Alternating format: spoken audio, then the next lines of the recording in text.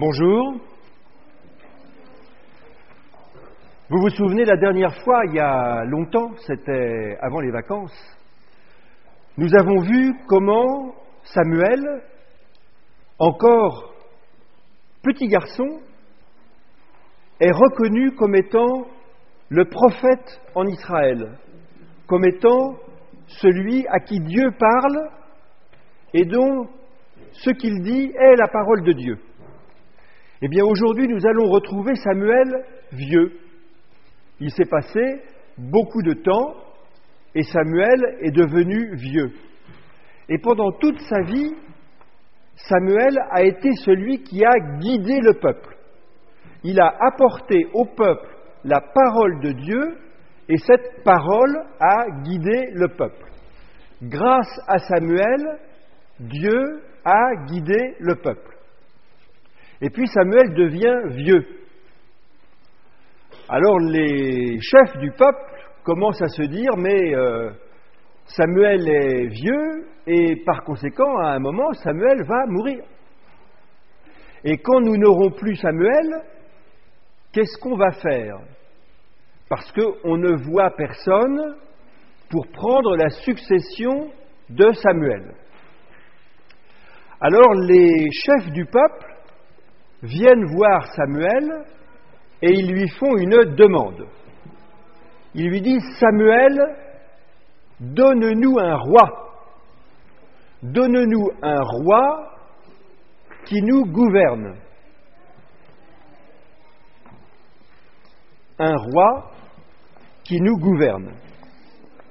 Et le texte nous dit, cette demande ne plut pas à Samuel.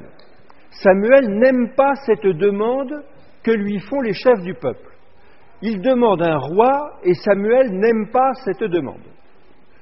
Pourquoi Samuel n'aime pas cette demande? Eh bien parce que il y a quelqu'un qui est là et qui gouverne le peuple, c'est Dieu. Alors pourquoi aurait-il besoin d'un roi quand ils ont Dieu pour les gouverner? Alors le texte nous dit que Samuel alla dire à l'oreille de Dieu ce que le peuple avait demandé. Samuel va dire à Dieu, il me demande de nommer un roi. Et Dieu répond à Samuel, fais ce qu'il te demande. Fais tout ce que le peuple te demande. Ce n'est pas toi qu'il rejette, c'est moi. Ce n'est pas toi qu'ils oublient, au contraire, toi, Samuel, ils reconnaissent que tu les as bien guidés pendant toute ta vie. Mais ils ne pensent plus à moi, Dieu. Ils ne pensent plus que c'est moi qui les ai guidés pendant toutes ces années, que c'est moi qui les ai fait sortir d'Égypte, que c'est moi qui les ai fait sortir de l'esclavage, qui les ai libérés. Alors ils demandent un roi. Et en effet, Samuel revient vers les chefs du peuple et il leur dit, vraiment vous voulez un roi? Et ils disent, oui, nous voulons un roi qui nous guidera, un roi qui régnera sur nous, un roi qui nous emmènera au combat, un roi qui nous conduira. Alors Samuel les met en garde. Samuel dit ce que Dieu lui a dit. Dieu a dit à Samuel, tu les préviendras de ce que c'est que d'avoir un roi. Et Samuel dit au chef du peuple, vous voulez un roi, vous l'aurez. Mais comprenez bien que quand vous aurez un roi, il prendra vos fils. Et de vos fils, il fera ses soldats et ses serviteurs. Il prendra vos filles. Et de vos filles, il fera ses servantes. Il prendra vos troupeaux, et il décidera que ce sont ses troupeaux. Il prendra vos meilleurs champs, il prendra vos meilleures vignes, il prendra vos meilleurs champs d'oliviers, il prendra tout ce qui est bon, et il le prendra pour lui. Et sur ce qui vous restera, il prélèvera encore sa part, et vous serez ses esclaves. Alors si c'est ça que vous voulez, eh bien vous l'aurez. Et à partir de là, le texte nous dit comment ce roi, ce premier roi du peuple d'Israël, est choisi.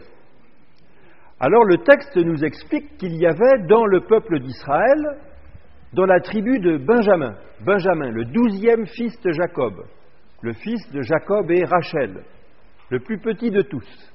Il y avait dans la tribu de Benjamin une famille, la famille Mitra. Et dans la famille Mitra, un garçon qui s'appelait Saül. C'était un beau garçon. Il était grand, il était fort.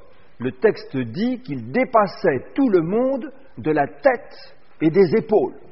C'était un gaillard costaud et gentil.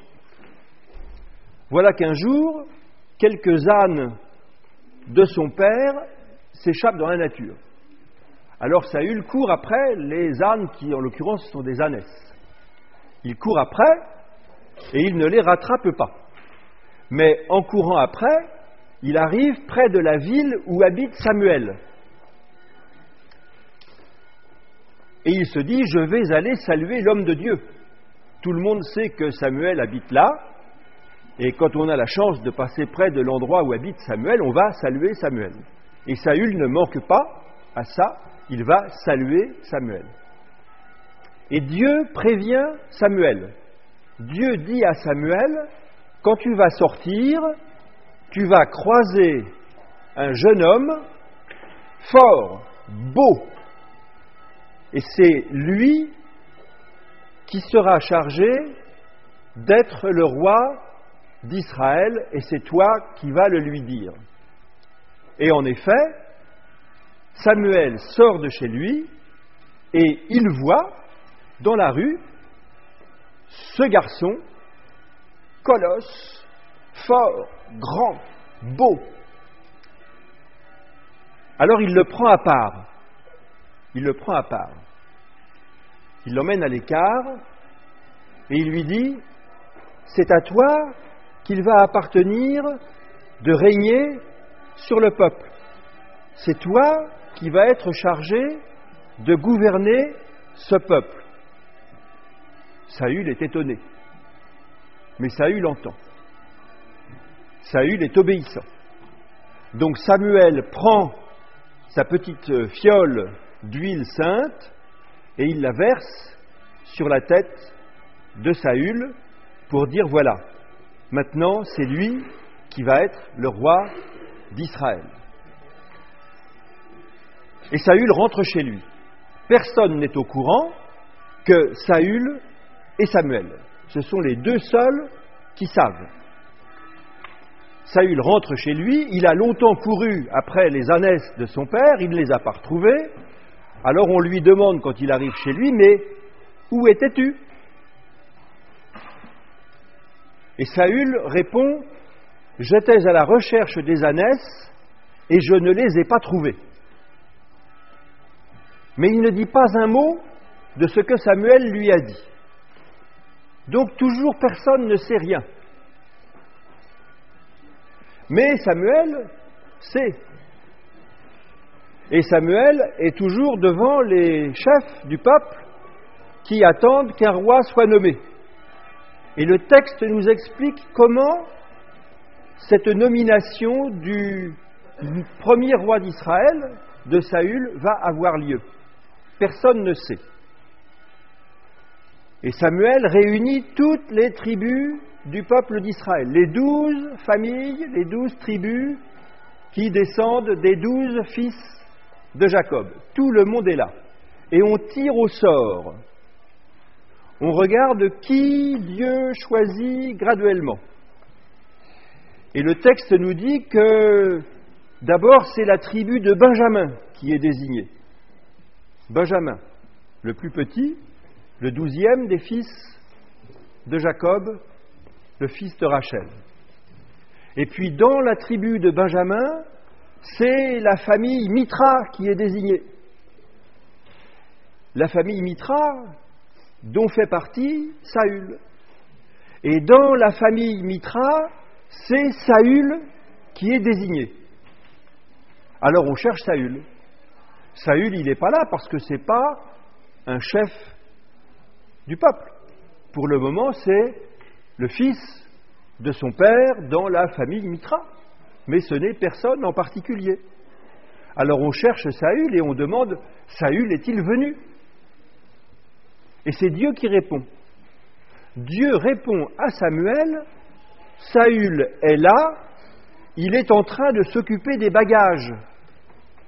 Donc Saül, qui sait qu'il a été choisi pour être le premier roi de ce peuple, est en train de s'occuper des bagages parce que c'est la place d'un jeune garçon qui n'est pas chef de famille, il n'a pas à être à la réunion des chefs, il a à s'occuper des bagages.